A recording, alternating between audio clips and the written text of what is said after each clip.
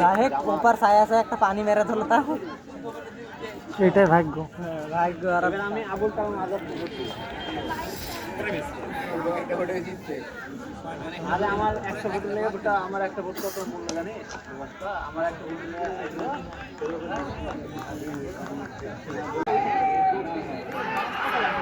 not out not out out দিলে কেন মুক্তি এটা আউট হয়ে গেল নট আউট আউট দিলে মুক্তি